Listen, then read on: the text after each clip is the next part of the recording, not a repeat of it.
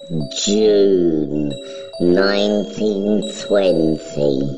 The Great War, 2 years in the past. An overdue stock-taking reveals the loss of books and manuscripts from the Royal Museum. Professor John Hathaway, senior curator, comes under suspicion. You're a bastard, Roderick Burgess. And I was a fool. I was a fool to think you could replace Edmund.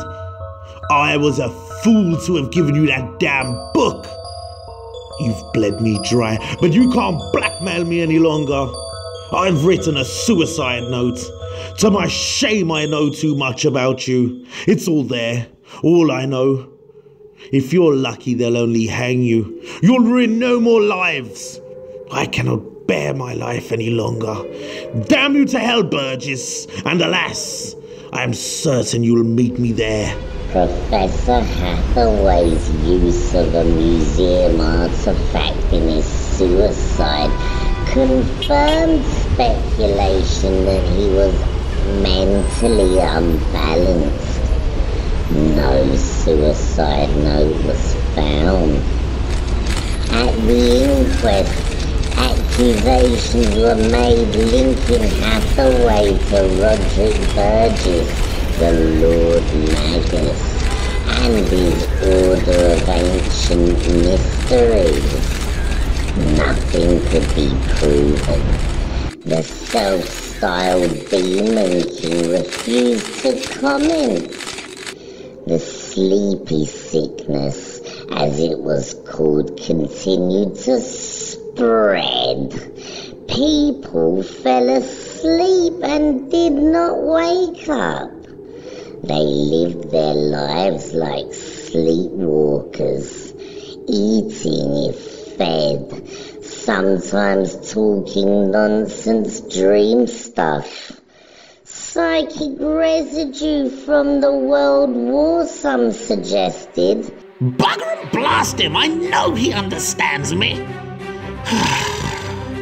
10 years in that goldfish bowl and he hasn't said a word. Just stares at me with those creepy eyes of his. He hates us. Father, Magus, I've found something that may cast some light on our guest in the Paginarium Fulvarium. Here, look at this picture. Ah, yes, indeed. Why do you think I ordered that none of the guards were to sleep? He had to be one of the Endless, so which one? Not death, we knew that. Destiny then? Desire? Dream was the only one that fitted the bill. I was hoping you'd work it out on your own one day, though, and you have. Well done, Alex. I know the Order will be in safe hands if ever I forsake the material plane. Hey, Mr. Sykes? Indubitably, Magus. November 1930. A schism brings chaos to the Order. Reuben Sykes, second in command of the Order of Ancient Mysteries, disappears. In company with Ethel Cripps, the Magus's mistress. They take with them many of the Order's treasures and over £200,000 in cash. Magical war is declared. I beg protection, Lord. Protection comes, dear mortal. The things you've offered is paltry trifles. Have you nothing else? Perhaps his helm, sire. Ah, yes, for this I would give you what you ask. So splendid. This amulet will make safe from anything. Witchcross, England. As the blood is shed, so spills your blood. Reuben Sykes, adept of the 33rd, whose secret name is Ararita, traitor and oath breaker. The ritual proved useless. Again, he has protection verminous oath. What about our, prisoner? Couldn't we make him do something to Sykes?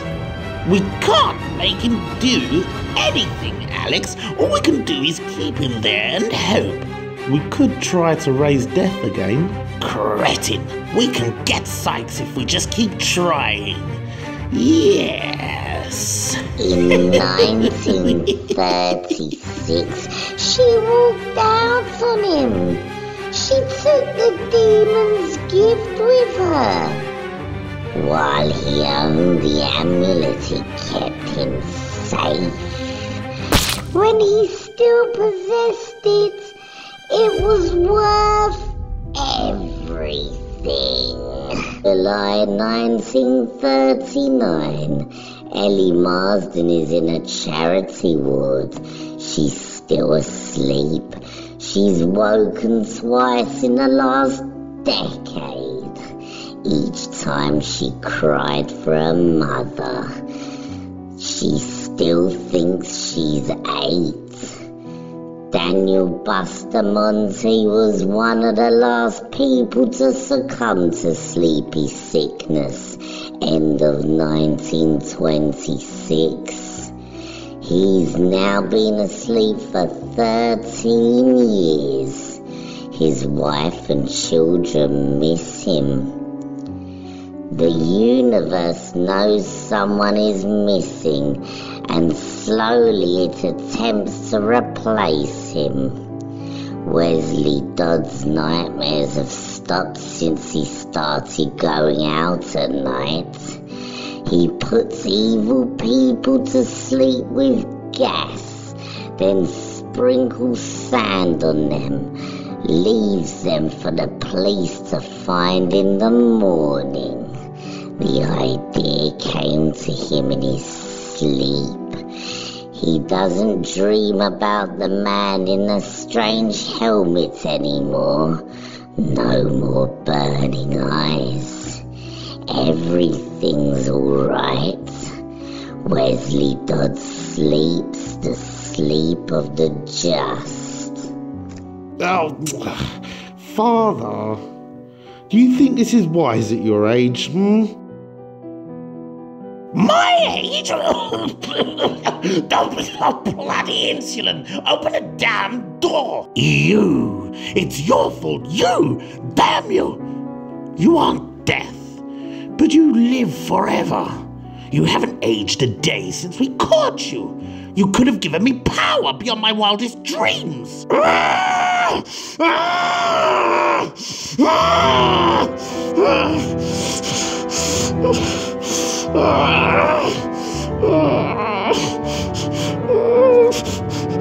Watching my captor grow old and die. No satisfaction. Still here, waiting. 1955. Ellie Marsden is diagnosed as suffering from a disease. She now wakes 4 or 5 times a year. She wants someone to read her a story. Daniel Bustamante is awake much of the time. He doesn't speak, though. The superstitious say he's a zombie, a walking dead man. If he spoke, he might agree with them. Something died inside him a long time ago. A castle made of clouds. When her parents died, the family executors had Unity Kincaid put into a nursing home. They have to explain where she is to her. Every time she wakes up, she never remembers. Around her, the elderly wait for death as they wait for an old friend. Killing time. Oh, Alex, darling, I still don't know why you keep him down there. What else can I do? But what if the police found out? It's kidnapping. Don't be foolish, Paul. I've told you. He's been down there for 40 years without eating, without sleeping. I don't think he can even breathe in that glass cage. He's a being of unknowable power. So, what do I do? Say, oh, sorry, it was my father's fault. Look me up the next time you're incarcerated on a physical plane. The order isn't just a way to make money and get laid, Paul. Some of it is for real. I've seen stuff you'd never believe. Things that still scare me. Nightmare things. We're safer just leaving him down there. I'll be dead long before he ever gets out. It'll be somebody else's problem.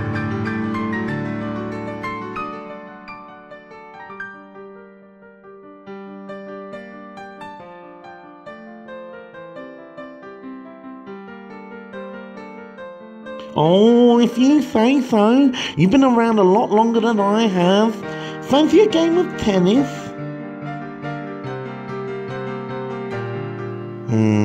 Not now. Sorry, I'm too tired.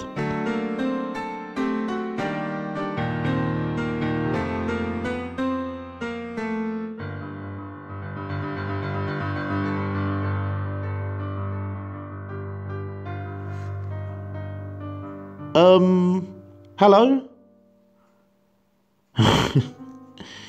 You don't have to be in there, you know. The deal's still the same one that my father offered you. Power, immortality, a promise that you won't seek revenge. Well, I know you can understand me. Say something. No. 1968. They come to him seeking enlightenment. Alexander Burgess tells them of Kundalini yoga, tantric sex, astral travel. Nothing important. He forbids them to use psychedelics in the house, worried that the waking dreams could somehow empower his prisoner. He won't let them call him Magus to his face. It's Alex, always Alex. Moved to a specializing hospital, Ellie continues to sleep. There are many there like her, people for whom the sands of time stopped flowing sometime half a century earlier. Daniel sleepwalks, unspeaking through his world. He moves slowly, like a man wading through quicksand. The nursing home staff pretend that Unity is awake.